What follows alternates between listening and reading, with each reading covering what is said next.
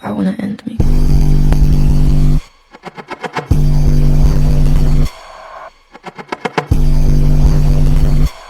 I wanna end me.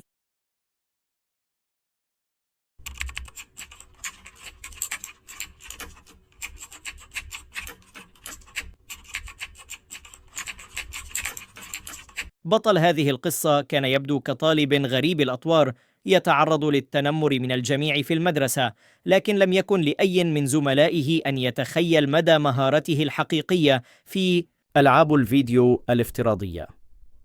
في الواقع كان ملك الدانيردز.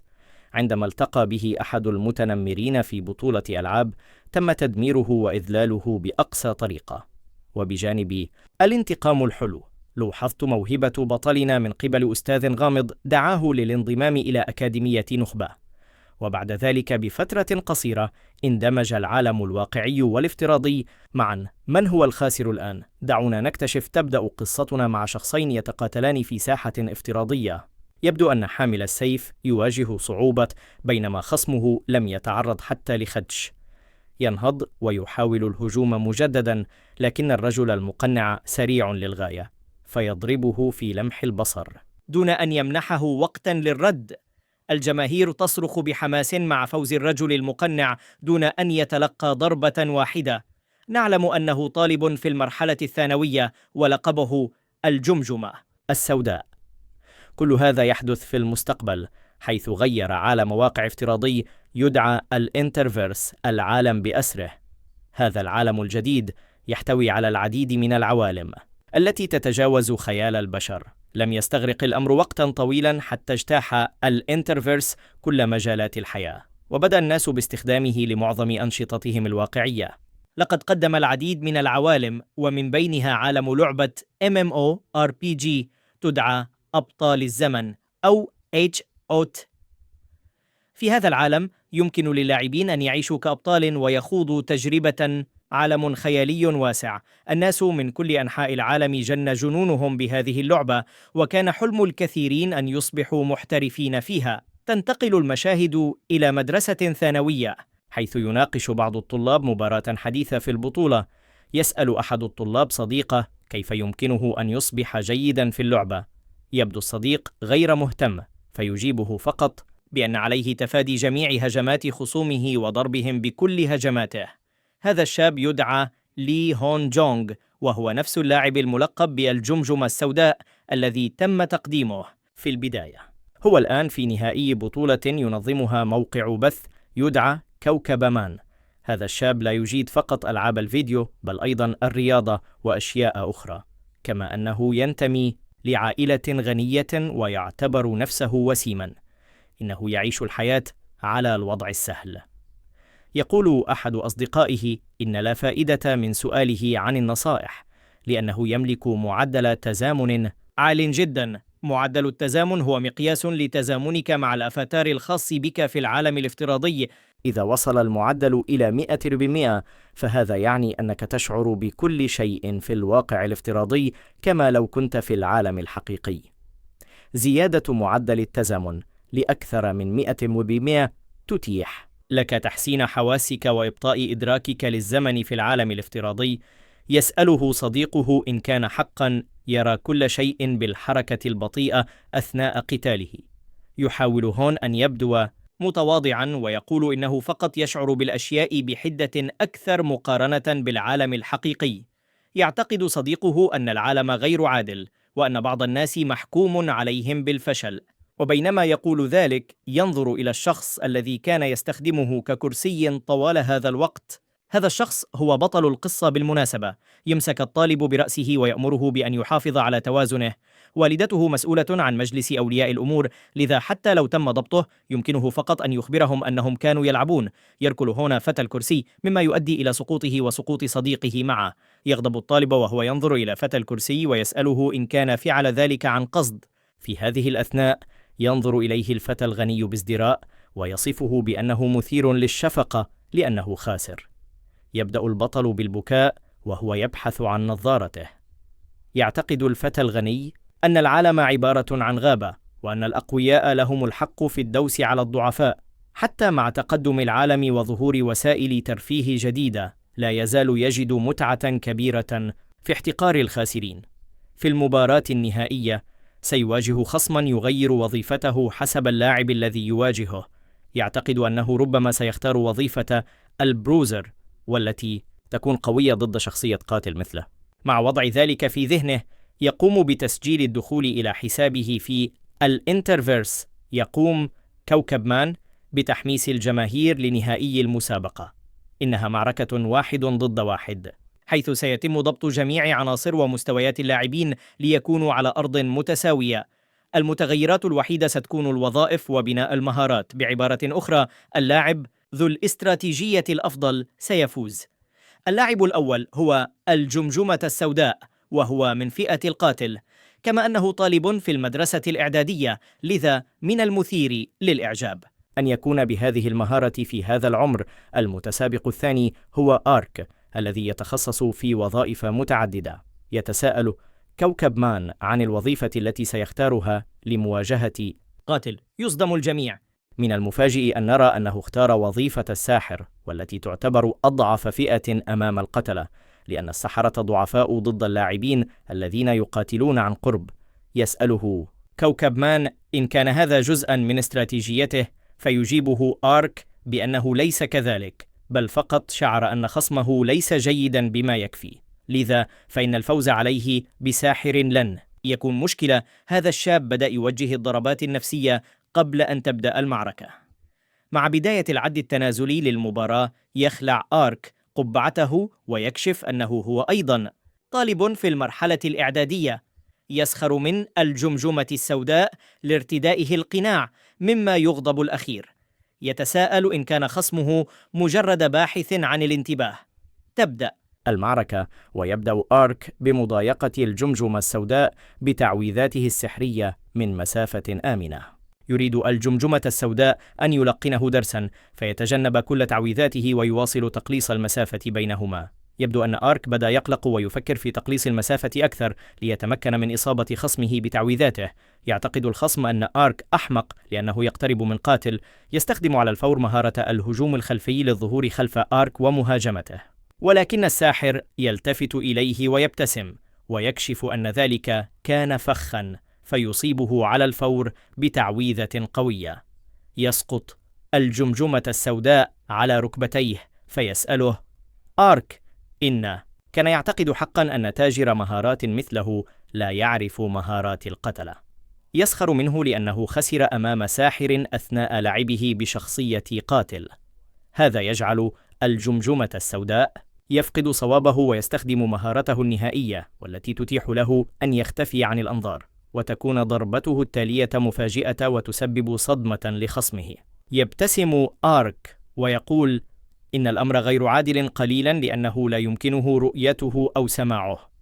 يكشف أنه لديه أيضا مهارة نهائية جاهزة. يستخدم مهارة تدعى انفجار الطاقة، وهي قذيفة بطيئة الحركة لكنها تحدث ضررا هائلا. المعلق لا يصدق أنه يستخدم قذيفة بطيئة ضد خصم يستطيع التحرك بسرعة هائلة. هما الآن في موقف يمكن أن تنهي فيه ضربة واحدة المعركة. الشيء الوحيد الذي سيقرر النتيجة هو إن كان آرك سيتمكن من رد فعل مناسب ضد هجوم القاتل الخفي. لا يزال الجمجمة السوداء غاضبا من الساحر لأنه أذله بهذا الشكل، فيقرر زيادة معدل تزامنه وإبطاء الزمن.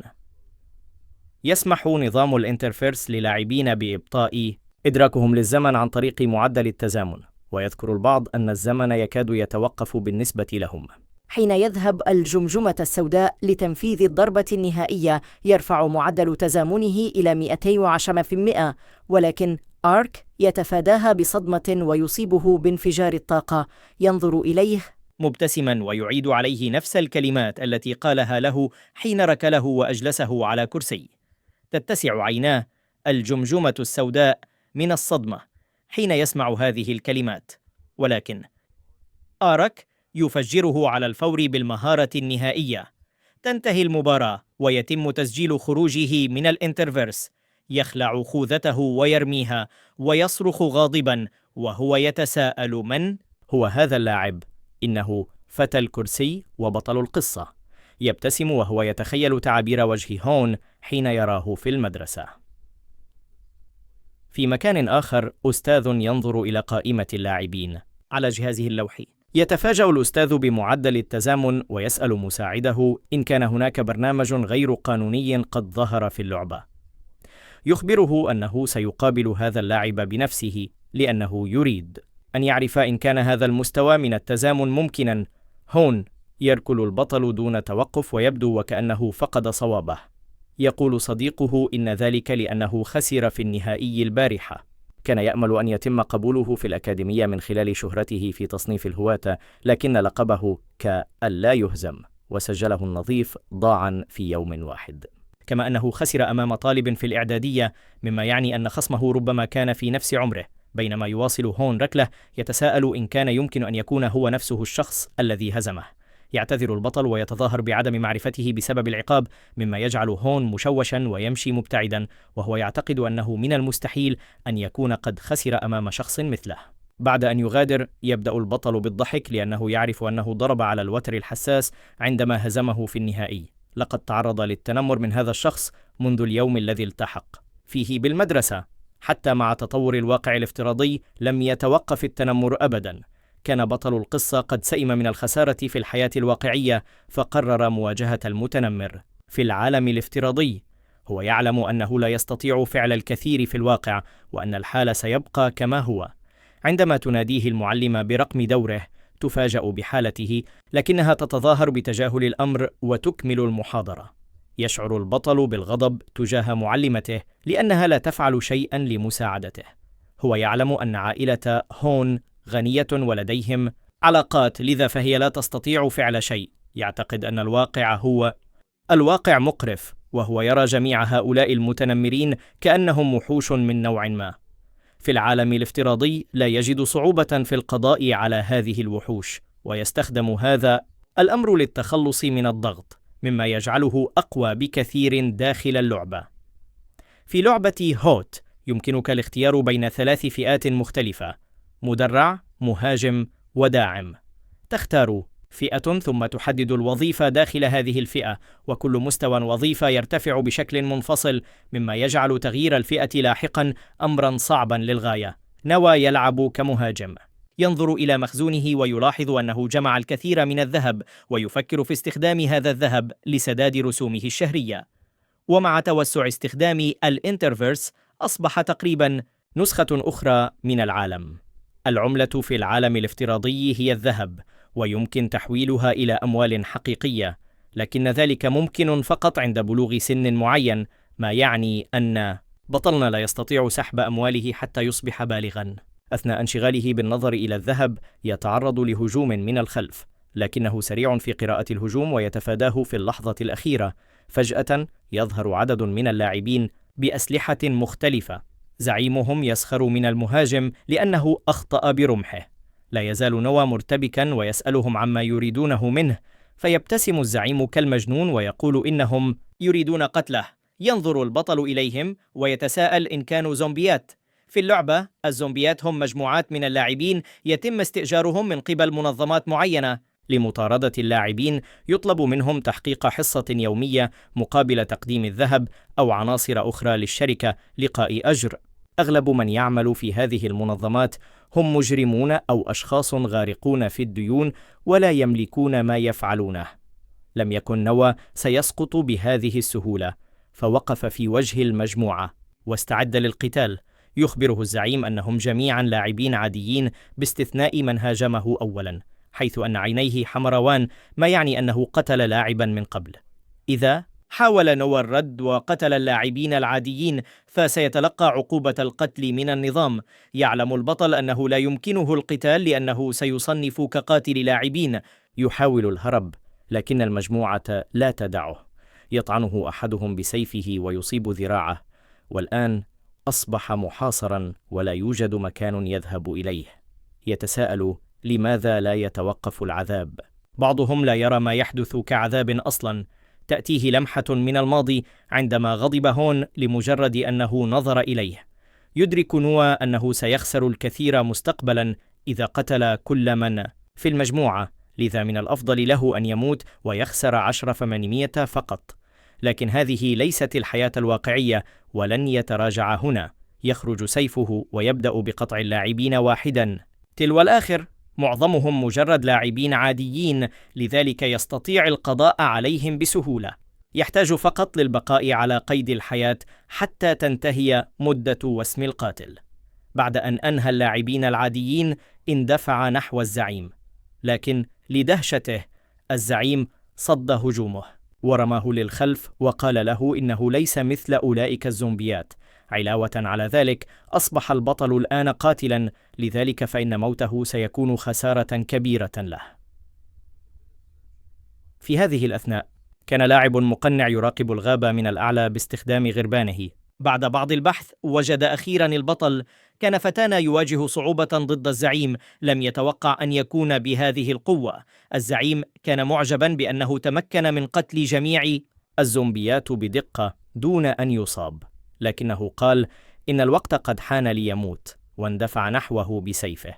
يمكن للبطل رؤية الهجوم، لكنه يصاب على أي حال. لا يستطيع مجاراة سرعة خصمه رغم أنه يرى حركاته، فجسده ليس سريعا بما فيه الكفاية. على عكس البطولات حيث تكون الإحصائيات متساوية، في معارك كهذه يوجد فجوة كبيرة في المستويات، ومن الممكن تماما أن يهيمن لاعب على آخر بإحصائياته العالية. بينما كان الزعيم يستعد لتوجيه الضربة النهائية، امتدح تحركات نوى، لكنه قال له إنه لا يملك أي فرصة بمستواه المنخفض. قبل أن يضربه توقف سيفه بواسطة الرجل المقنع الذي كان يبحث عن البطل قبل لحظات. الزعيم يسأله بغضب من يكون. الرجل يعتذر لتدخله ويقول إنه لديه عمل مع البطل. يناديه باسمه داخل اللعبة آرك، ويسأله إن كان يستخدم أي غش في مباراته الأخيرة بالبطولة. أخبره البطل على الفور أنه لم يستخدم أي غش. في هذه الأثناء كان الزعيم غاضبا من الرجل المقنع لتدخله، لكن الرجل دفع سيفه جانبا بسهولة ووضع نصل سيفه عند عنقه، ثم سأل آرك إن كان فعلا قد تمكن من تحقيق معدل تزامن بنسبة 400% دون استخدام أي برامج خارجية. حتى بطلنا كان في حيرة من سماع هذا، فسأل الرجل إن كان معدل تزامنه فعلا بهذا الارتفاع. أخبره الرجل أن معدله أثناء ضربته الأخيرة كان معدل التزامن لديه يتجاوز 400%، ولم يسبق لأي لاعب في اللعبة أن حقق معدل تزامن بهذا الارتفاع. أخبر البطل الرجل المقنع أنه كان يجب الدفع لقياس معدل التزامن، ولهذا لم يقم بذلك من قبل. فجأة ظهر صندوق كنز ناطق من العدم. كان ميميك مرتبط بإدارة عالم هوت، وجاء للتحقيق في تقرير غش. أخبر ال NPC آرك أنه مشتبه به باستخدام الغش ويجب عليه تنفيذ حركته مرة أخرى. صرخ البطل في وجه ال NPC طالبا منه ملاحقة قاتل اللاعبين الذي يقف أمامه، لكن بما أن ذلك الشخص لم يقتل أحدا بعد، أخبره ال NPC أنه لم يتم الكشف عن أي مخالفات. بدلا من ذلك اشتبه في استخدامه لبرامج محظورة لرفع معدل التزامن، مما قد يؤدي إلى حظر حسابه نهائيا. غضب البطل بشدة عند سماع هذا، وأكد أنه لم يستخدم أي برامج محظورة.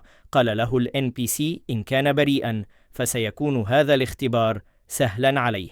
أعطى الرجل المقنع أحد سيوفه للبطل وطلب منه إثبات نفسه. عندها سأل الزعيم البطل إن كان يغش بالفعل.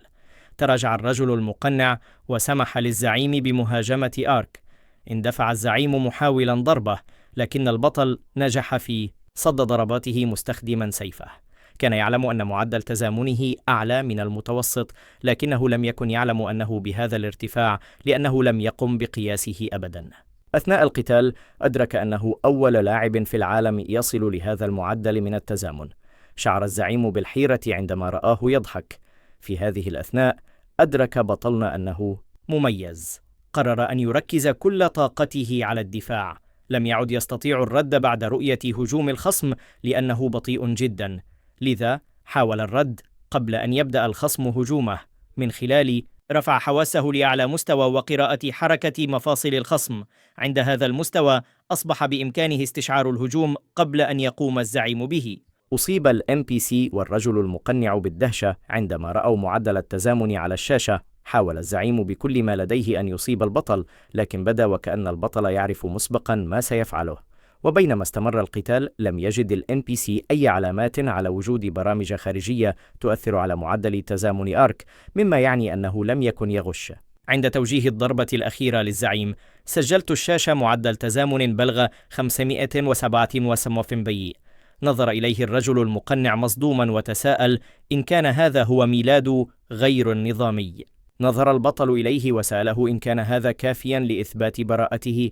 اعتذر الرجل وأخبره أن لديه اقتراحا، لكن البطل كان واثقا جدا في نفسه فقطعه في منتصف الجملة وقال له إنه وجود خاص في الانترفيرس وأنه لا يمكن أن يخسر أمام أي أحد، وسأله إن كان بإمكانه الاحتفاظ بالسلاح الذي منحه إياه. تنهد الرجل وأخبره أنه عليه معالجة وضع قتل اللاعبين، لذا سيتحدث إليه لاحقا. فجأة صفعه الرجل المقنع على وجهه دون أن يمنحه فرصة للرد. لم يرى بطلنا ذلك قادما أصلا. قال له الرجل إنه إذا أراد استعادة أغراضه فعليه البحث عن لاعب اسمه هايد أون بوش. كانت تلك الضربة كافية لقتله داخل اللعبة، فسجل خروجه منها. مع إنشاء العالم الافتراضي في الانترفيرس، تم تحقيق العديد من التطورات في العالم الواقعي.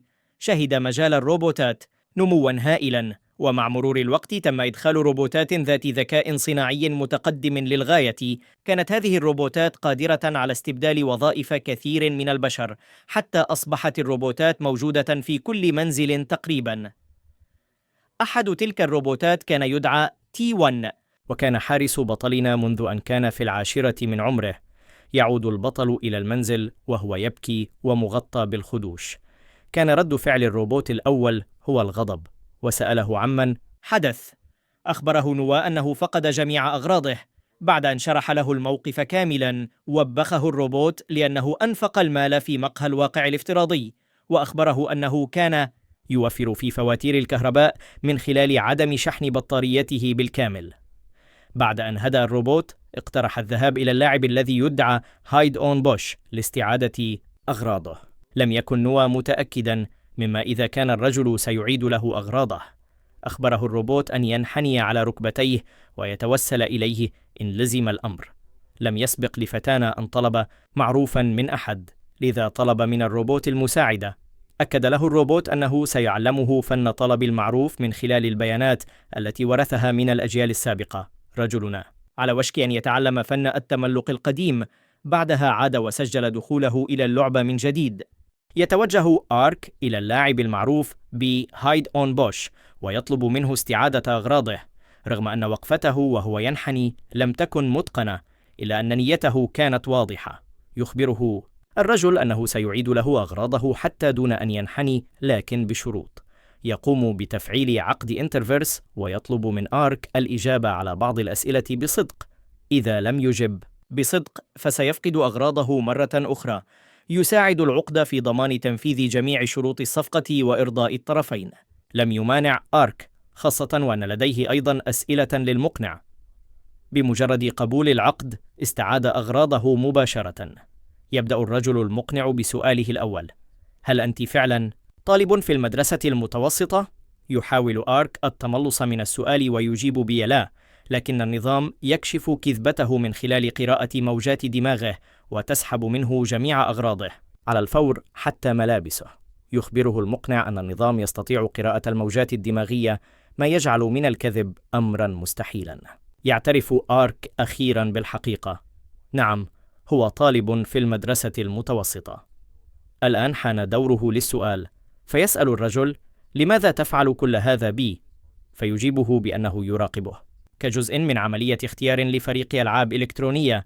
هذا كله جزء من المقابلة. يصاب آرك بالحيرة ويطلب المزيد من التوضيح، لكن دوره في طرح الأسئلة انتهى. يطرح المقنع سؤالا آخر: ما هي طموحاتك المهنية؟ فيجيبه آرك: أريد فقط أن أجني الكثير من المال. يسأله مجددا عن الفريق، فيكشف الرجل أنه يقصد الفريق الذي سيلعب باسم فانتزي أكاديمي، أكاديمية الخيال.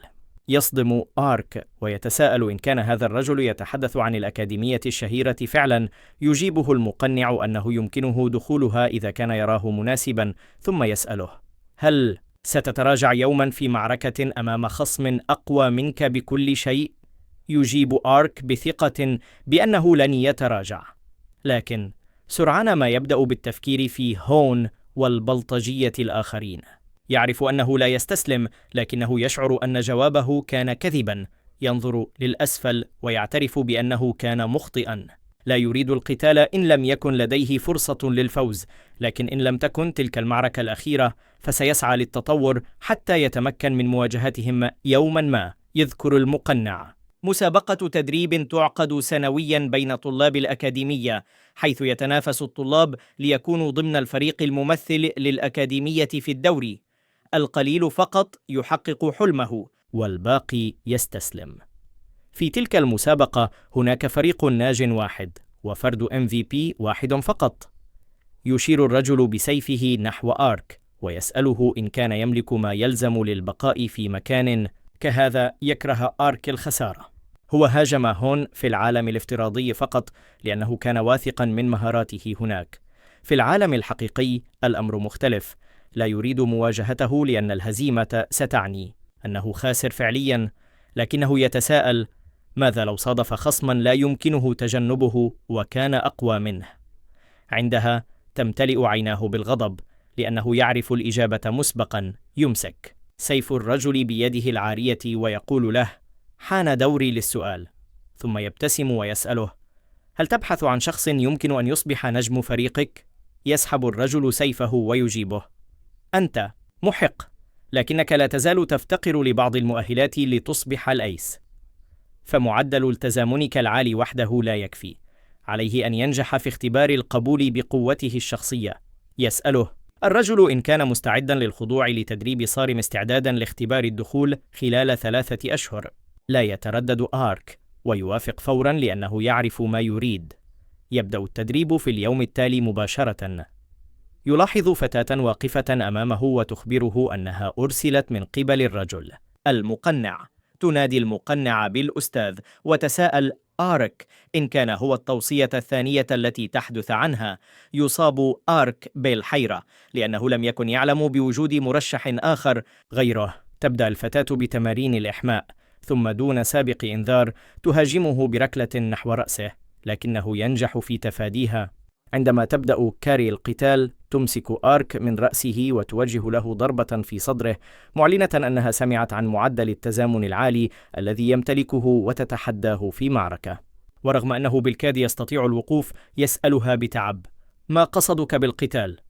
تستغرب من هدوئه وتتهمه بأنه ربما قلل من نسبة إحساسه بالألم لأنه لا يبدو متألما بما يكفي. يسأله عن نسبة إحساسه بالألم، لكنه يرفض الإجابة لأنه ما زال غاضبا من هجومها عليه. تقترب منه بوجه مخيف، ما يجعله يعترف أخيرا: إحساسي بالألم مضبوط على 1% فقط. تصاب كاري بالإحباط وتصرخ فيه أن الجميع يضبطون نسبة الألم على الحد الأقصى 20%، لأن ذلك يزيد من معدل التزامن. يتفاجأ آرك إذ لم يكن يعلم أن الأمر بهذه البساطة. تقول له إنها لا تحبه، وإنها إن ضربته 20 مرة فسيشعر بنفس الألم الذي يشعر به الآخرون بضربة واحدة. يحاول أن يسألها شيئا لكنها تحاول لكمه مجددا. هذه المرة يتمكن من تفاديها بابتسامة. هل تظنين أنني سأقع في نفس الحيلة مرتين؟ يحاول استعادة الشعور الذي كان لديه خلال قتاله الأخير حينما رفع حواسه إلى أقصاها. في هذه الأثناء كان مساعد البروفيسور يتفحص ملف نواه. يسأل البروفيسور: هل دفعت فعلا ثمن استخدامه ل3 أشهر في مقهى VR لأنه لا يملك محاكيا في المنزل؟ يجيبه البروفيسور بأن آرك يمتلك معدل تزامن مذهل، لكنه يحتاج لتطوير مهارات أخرى. يضحك المساعد ويخبره أن معدل التزامن وحده لا يكفي في هذا العصر. يشرح البروفيسور أن هذا هو السبب الذي دفعه ليطلب من كاري أن تبارزه. يخشى المساعد أن يتعرض آرك لصدمة نفسية بسبب قتالها العنيف، لكن البروفيسور يرد بأنه لا يمكنك معرفة متى سيظهر شخص وحشي يتجاوز التوقعات. حين يتوجه البروفيسور ليتفقد القتال، يجد آرك يتعرض لهزيمة ساحقة على يد كاري، يستنجد بها ساخرا: هل فعلت شيئا حيال فتاة الحاجبين الطويلين؟ ما يجعلها تغضب أكثر.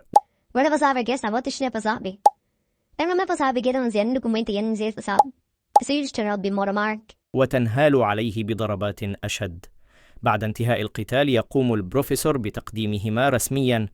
آرك هو ديلر، تم ترشيحه حديثا وسيبدأ تدريبه قريبا، أما الفتاة فهي كاري. ديلر كذلك، لكنها مرشحة منذ أكثر من 6 أشهر، وقد بدأت التدريب في الأكاديمية منذ ذلك الحين. يخبرهما أنهما سيعملان ضمن الفريق ذاته، لذا عليهما التفاهم، رغم أنه يرى من تصرفاتهما أن ذلك لن يحدث بسهولة. تطلب كاري العودة إلى التدريب بعد القتال، وتصف مبارزتها مع آرك بأنها غير مريحة. يغضب آرك ويصرخ: هل كل المرشحين مثلك؟ يجيبه البروفيسور بأنهما الوحيدان اللذان تم ترشيحهما. يسأله البروفيسور عن رأيه في النزال، فيجيبه بأنه أدرك أن معدل تزامنه وحده لا يكفي. كاري كانت مدربة جيدا وأقوى من خصمه السابق. شعر أنه اصطدم بجدار مهاري وأن طاقته استنزفت تماما. بعد استخدامه العالي لمعدل التزامن، يؤكد له البروفيسور صحة ذلك عندما يرفع اللاعب معدل تزامنه لأقصى درجة، يتعرض للإرهاق ولا يستطيع تكرار الأداء ذاته بسهولة. لهذا السبب تحديدا تمكن من هزيمته في المرة السابقة. ويوضح له أن احتراف اللعبة يتطلب أكثر من مجرد معدل تزامن، من الضروري أيضا تعلم مهارات مثل الفنون القتالية والتأمل.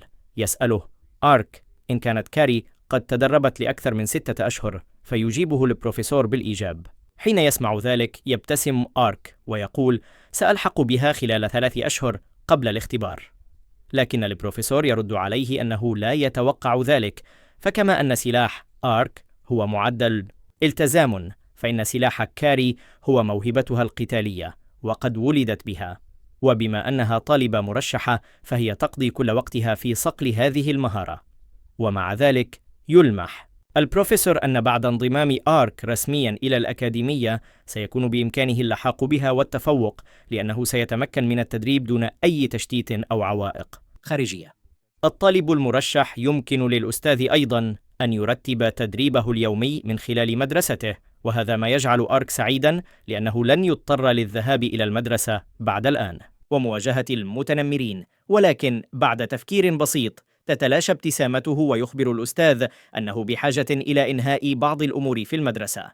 يظن الأستاذ أنه يريد توديع أصدقائه، لذا يسمح له بذلك. في اليوم التالي يفاجأ هون بعدم وجوده في الصف. يعود إلى منزله بعد المدرسة معتقدا أن البطل قد انسحب. يشعر بالانتعاش وهو يفكر أنه لن يراه مجددا، لكنه فجأة يراه واقفا في طريقه. الرجل لا يرتدي نظارته، ومن هنا تبدأ الأمور. ينظر إلى هون في عينيه ويسأله إن كان يعرف ما الذي ضربه في اللعبة. يأخذ وضعية القتال ويعلن أنه هو آرك. يرتدي نظارات على الرغم من أنه لا يحتاجها فعليا، إنها مجرد جزء من شخصيته. يرتديها ليختبئ خلف هوية مزيفة أنشأها. خلقوا هذه الشخصية حتى يتمكن من المرور بمرحلة المدرسة في بؤس، بينما يترك هويته الحقيقية للشخصية الافتراضية المسماة آرك. هذا ساعده في تجاوز الأوقات الصعبة دون أن ينهار. هكذا قرر أن يعيش حياته، يعتقد أن القتال لن يحقق شيئا لأنه لن ينتصر على أي حال، ولا يريد الدخول في معركة يعلم أنه سيخسرها. ومع ذلك ها هو واقف أمام هون دون نظاراته ويدعوه للقتال في العالم الحقيقي. ينظر هون إليه بصدمة، مدركا أنه هو آرك. يقترب منه ويقول إنه لا يهتم. الفرق في الطول يصبح أكثر وضوحا عندما يقف أمامه مباشرة. يحاول أن يلكمه في وجهه لكنه بالكاد يخطئ. يقول البطل لنفسه إنه لا يوجد ما يخيفه. عادة ما يواجه هون عندما يكون مع مجموعته، لكن هذه المرة هو وحيد. لقد خاض العديد من المعارك في العالم الافتراضي، لذا عليه أن يتعامل مع هذا كأنه لعبة. يحاول أن يزعزع استقراره نفسيا باستفزازه. يقول له ببساطة إنه مبتدئ، هذا وحده يكفي ليجعله يفقد أعصابه. يهاجمه بغضب ويسأله إن كان يريد الموت. يتذكر نواه فيديو قتال شاهده من اللاعب فايت MO2 قال فيه إن الأشخاص عندما يغضبون غالبا ما يضربون بلكمة يمينية، ولكن الرجل تلقى ركلة يسارية. أحدهم يبلغ عن قناة فايت MO29 يسأله هون إن كان يعتقد حقا أنه سيفوز فقط لأنه يواجهه وحده. يحاول نواه القتال، لكن ضرباته ضعيفة للغاية. يبدأ بالذعر وهو يدرك أن هذا هو العالم الحقيقي وهو مختلف تماما عن اللعبة. يضرب في وجهه ويسقط أرضا. لا يمنحه هون فرصة للنهوض ويبدأ في ضربه بلا رحمة. يسأله مرة أخرى إن كان يظن أنه يستطيع هزيمته لأنه وحده. على الرغم من أنه تعرض للضرب بشدة، يقول نواه إنه لا يبدو مخيفا على الإطلاق، ويبصق في وجهه.